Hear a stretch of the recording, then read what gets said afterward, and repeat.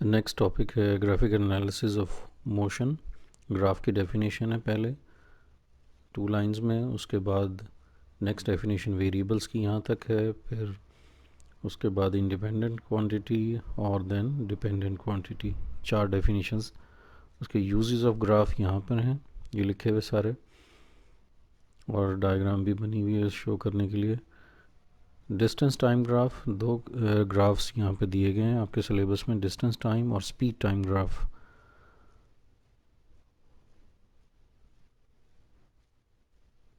यहाँ पर ये चीज़ इंपॉर्टेंट है जो कि जहन में रखनी है आपने। The term distance and displacement are used interchangeably when the motion is in a straight line.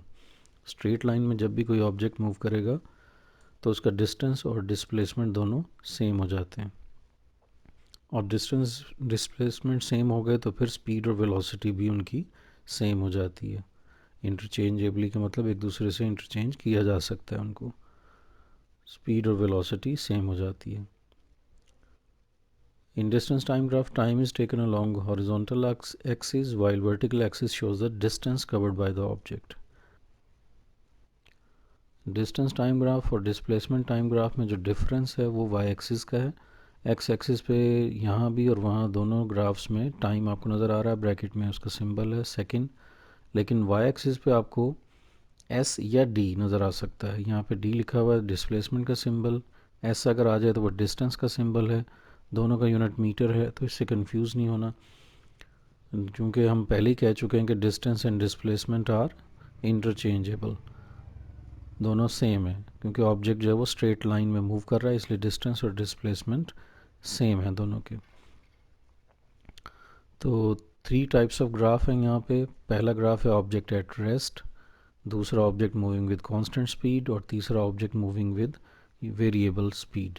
तो जो फर्स्ट ग्राफ है ऑब्जेक्ट एट रेस्ट का, ये उसका ग्राफ है पैरेलल टू टाइम एक्सिस। आपको स्ट्रेट लाइन नज़र आ रही है, पैरेलल टू एक्स एक्सिस भी कह सकते हैं, पैरेलल टू टाइम एक्सिस भी कह सकते हैं, और ये शो कर रही है कि object is not moving, distance change नहीं हो रहा। 15 मीटर कवर करके वो खड़ा हो गया है ऑब्जेक्ट, और अपनी उसी पोजीशन पे खड़ा हुआ है। टाइम पास हो रहा है लेकिन जो डिस्टेंस है वो कवर नहीं कर रहा मज़ीद आगे। तो ये पहला ग्राफ है ऑब्जेक्ट एट रेस्ट। स्टेटमेंट आ जाए तो आपको डायग्राम बनानी है, डायग्राम आ जाए तो आपको स्टेटमेंट भी साथ में लिखनी है पूरी। क्वेश्चन कैसे आता है, draw graph of an object which is at rest. इस तरह से क्वेश्चन आ जाए तो आपने स्टेटमेंट लिख के और ये डायग्राम ड्रॉ कर देनी है। सेकेंड ग्राफ है object moving with constant speed, same speed के साथ मूव कर रहा है, कांस्टेंट स्पीड के साथ ऑब्जेक्ट मूव कर रहा है, तो यहाँ पे देखिए उसकी जो स्ट्रेट लाइन आएगी that will be incline to time axis या इंक्लाइन टू एक्स एक्सिस, एक ही बात है। और उसके बाद कैसे फाइंड आउट करेंगे स्पीड, स्पीड फाइंड करने के लिए फार्मूला यूज़ करेंगे, speed of the object is equal to slope of line A B. और स्लोप का आपको मैंने बताया हुआ है, स्लोप का फार्मूला होता है vertical change divided by horizontal change. तो वैल्यूज़ पुट करेंगे और स्पीड फाइंड आउट की जा सकती है इस तरीके। तो ये तीसरा ग्राफ है object moving with variable speed. Variable speed के साथ अगर ऑब्जेक्ट मूव कर रहा है तो उसके लिए आपको यहाँ कर्व्ड लाइन नज़र आएगी। ये कर्व्ड लाइन अपवर्ड भी हो सकती है, किसी भी तरह से हो सकती है, लेकिन होगी कर्व्ड लाइन, स्ट्रेट नहीं होगी। पहले दोनों ग्राफ्स में आपको स्ट्रेट लाइन मिलेगी। तो ऐसी सूरत में फॉर एग्जांपल पॉइंट पी है, वहाँ पर हम स्पीड फाइंड करना चाह रहे हैं ऑब्जेक्ट की, तो टेंजेंट लाइन ड्रॉ करेंगे।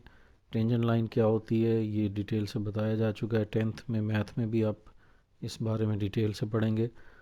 तो जब टेंजेंट लाइन आप ड्रॉ करेंगे तो यहाँ भी वही फार्मूला हम स्लोप का यूज़ करेंगे। Slope of tangent at P is equal to R S over Q S. R S vertical change है और क्यू एस ये हॉरिजॉन्टल चेंज है। तो स्लोप का फार्मूला यूज़ हो रहा है vertical change divided by horizontal change. Values put करेंगे और स्पीड फाइंड आउट हो सकती है यहाँ पे। The speed is higher at instance when slope is greater, ये एमसीक्यू में पूछा जा सकता है। Speed is zero at instance when slope is horizontal.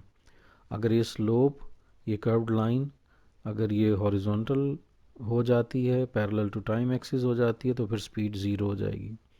और जितना ये स्लोप ज़्यादा होगी उतना ही ज़्यादा आपको स्पीड मिलेगी।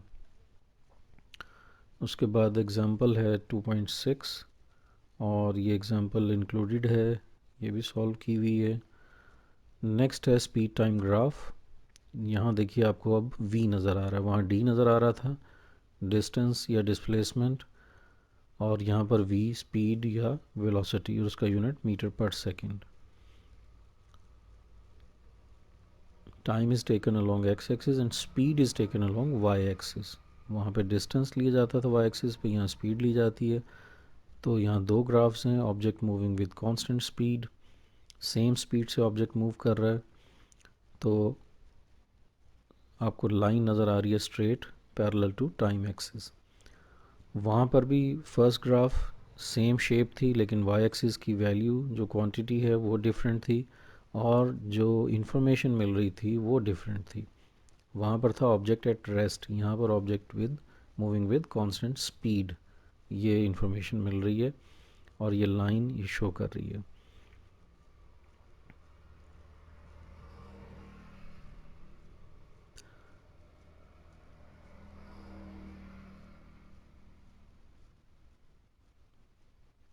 When speed of an object is constant, जैसे यहाँ ग्राफ में शो किया हुआ 4 मीटर पर सेकेंड पे फिक्स हो गई है, एक ही स्पीड से मूव कर रहा है ऑब्जेक्ट, तो the speed time graph will be horizontal line parallel to time axis along x-axis as shown in figure. In other words, straight line parallel to time axis represent constant speed of the object. MCQ भी यहाँ से बाज़ औक़ात बन के आ जाता है। Next है object moving with uniformly changing speed या यूनिफॉर्म एक्सेलरेशन से अगर मूव कर रहा है ऑब्जेक्ट, स्पीड चेंज हो रही है उसकी, लेकिन जो स्पीड चेंज हो रही है वो यूनिफॉर्मली चेंज हो रही है, इसलिए एक्सेलरेशन भी यूनिफॉर्म होगा। ये डायग्राम उसकी बनेगी, आपको इंक्लाइन टू टाइम एक्सिस नज़र आ रही है। The speed time graph would be a straight line. A straight line means that the object is moving with uniform acceleration. Slope of the line gives the magnitude of its acceleration. Straight line यहाँ पे लिखना चाहिए था इनको inclined to time axis. बेहतर है कि inclined to time axis हो ताकि confusion ना हो straight line से। वो भी straight line है, ये भी straight है, लेकिन वो parallel to टाइम एक्सिस है और ये इंक्लाइन टू टाइम एक्सिस है, ये डिफरेंट है, डिफरेंस है ये इसका। 2.7 एग्जांपल भी इंक्लूडेड है, 2.8 भी इंक्लूडेड है। नेक्स्ट उसके बाद आ जाता है distance travelled by an object. 2.9 included नहीं है। Distance travelled by a moving object, the area under speed time graph represents the distance traveled by the object. MCQ का क्वेश्चन है ये। If the motion is uniform, then area can be calculated using appropriate formula for geometrical shapes represented by the graph. If motion is uniform, then area can be calculated, और जो area निकलेगा उससे आपको speed मिलेगी, क्योंकि speed graph के अंदर जो स्पीड टाइम ग्राफ होता है उसमें जो distance travelled by a moving object, ये MCQ का क्वेश्चन है, अक्सर आ जाता है। The area under speed time graph represents the distance travelled by the object. Shape जो भी बन रही हो ग्राफ की, उसका अगर शेप का एरिया फाइंड आउट कर लें तो वो एरिया डिस्टेंस को रिप्रेजेंट करता है, डिस्टेंस के इक्वल होता है। ऑब्जेक्ट ने जितना डिस्टेंस ट्रैवल किया वो कैसे पता लगेगा? अब जो शेप बन रही है ग्राफ में वो ट्रेपीजियम है, स्क्वायर है, रेक्टेंगल है, ट्रायंगल है, जो भी शेप बन रही है उसका आप एरिया फाइंड कर लें। जो भी ज्योमेट्रिकल शेप है उसका एरिया फाइंड करें, और एरिया का फॉर्मूला सब मालूम है, सबको पता है, वो आपको डिस्टेंस मिलेगा वहाँ से। तो ये MCQ के क्वेश्चन है, और आगे जो इक्वेशंस ऑफ मोशन है उसमें भी यूज़ होते हैं। 2.9 इंक्लूडेड नहीं है सिलेबस के अंदर। नेक्स्ट है equations of motion. 3 equations of motion है, लेकिन यहाँ याद रखना है कि ये equations of motion for those bodies which are moving with uniform acceleration. Uniform acceleration से मूव करने वाले ऑब्जेक्ट्स के लिए हैं, यूनिफॉर्म वेलोसिटी से मूव करने वाले ऑब्जेक्ट्स के लिए नहीं है। यूनिफॉर्म वेलोसिटी से अगर कोई ऑब्जेक्ट मूव कर रहा है, उसका formula S is equal to V T, वो अलग फार्मूला लगा के फिर हम फाइंड करते हैं उसकी स्पीड या velocity. Equations relate initial velocity, final, ये 5 वैल्यूज़ हैं जो कि इन्वॉल्व हैं इन इक्वेशंस ऑफ मोशन में। यहाँ एजम्पशन है, वो assume that motion is along a straight line, जो पहले भी बात की थी यहाँ भी वही हो रही है। हम ये एज्यूम करते हैं कि motion is along a straight line, जिसकी वजह से डिस्टेंस और डिस्प्लेसमेंट इक्वल हो जाते हैं और स्पीड और वेलोसिटी भी सेम हो जाती है। और यहाँ ये भी एक ख़ास बात याद रखनी है, वही consider only the magnitudes of displacement, velocities and acceleration. सिर्फ मैग्नीट्यूड से कंसर्न है हमारा, डायरेक्शन से नहीं है यहाँ पे, क्योंकि डायरेक्शन चेंज होने से भी एक्सेलरेशन प्रोड्यूस हो जाता है। तो हमारा यहाँ कंसर्न सिर्फ मैग्नीट्यूड के साथ है, डायरेक्शन के साथ नहीं है। ये पैराग्राफ कॉमन है तीनों के लिए। कंसिडर से स्टार्ट हो रहा है, consider body moving with initial velocity V I in a straight line with uniform acceleration a, its velocity becomes vf after time t. The motion of body described by speed time graph as shown in figure by line AB. Slope of line AB is acceleration a. Total distance covered by the body is shown by the shaded area under the line AB. ये paragraph सबके लिए common है। तो first equation of motion अगर आ जाए तो आपने ये डायग्राम बनानी है और वो ऊपर वाला पैराग्राफ और साथ में ये पैराग्राफ सेकंड बना के इसको आपने शुरू करना है। Slope of the line A B से, और स्लोप इक्वल होती है, ये लाइन ए बी है स्ट्रेट लाइन, और vertical change B C divided by horizontal change A C. Values put करेंगे फर्स्ट इक्वेशन ऑफ मोशन, ये आपकी सॉल्व हो जाएगी। Next second equation of motion, ये सेकंड पैराग्राफ, फर्स्ट वो कॉमन है, सेकंड ये पैराग्राफ, और टोटल डिस्टेंस से स्टार्ट होगा। फर्स्ट का start slope of the line से है, सेकंड और थर्ड का स्टार्ट टोटल डिस्टेंस से है। डिफरेंस ये है कि सेकंड इक्वेशन के अंदर आपने जो शेप है उसको दो पार्ट्स में डिवाइड करना है। ये जो शेप बन रही है ट्रेपीजियम, ट्रायंगल और रेक्टेंगल में चेंज करके दोनों का एरिया फाइंड आउट करके फिर सम अप करना है, तो आपकी सेकंड इक्वेशन सॉल्व हो जाएगी। थर्ड के अंदर आपने ट्रेपीजियम का फार्मूला यूज़ करना है, total distance is equal to total area O A B D, और ओ ए बी डी ये ट्रेपीजियम है, O A B D trapezium shape बन रही है और उस ट्रेपीजियम का फार्मूला लगाया जा रहा है। फार्मूला क्या है, 1/2 sum of parallel sides multiply by height. ये फार्मूला यूज़ करके वैल्यूज़ लगाई हैं और ये थर्ड इक्वेशन ऑफ मोशन इस तरह से सॉल्व हो जाती है। आगे एग्जांपल 2.10 इंक्लूडेड है,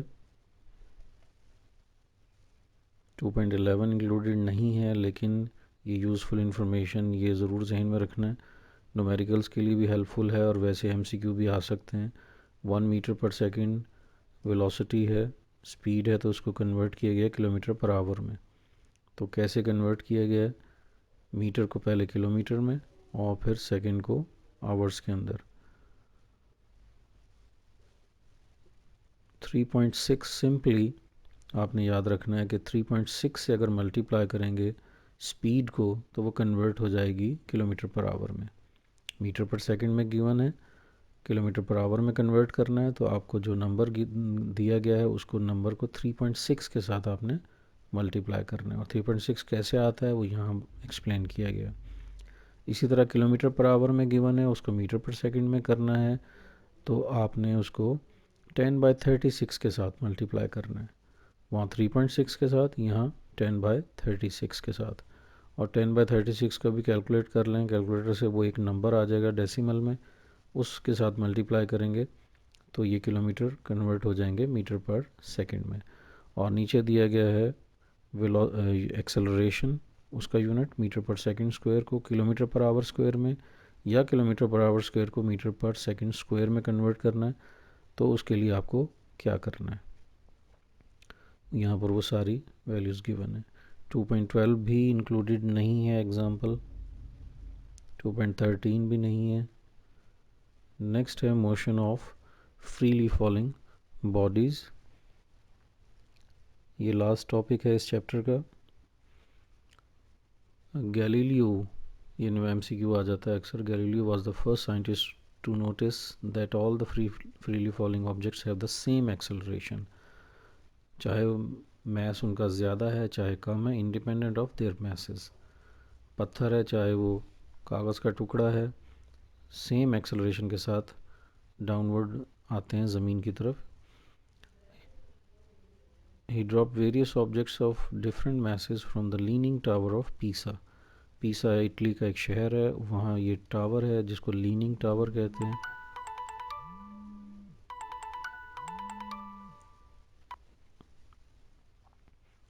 पीसा इटली का शहर है जहाँ पर ये टावर है जिसको लीनिंग टावर इसलिए कि ये टेढ़ा है, इसलिए लीनिंग टावर कहा जाता है। He found that all of them reached the ground at the same time.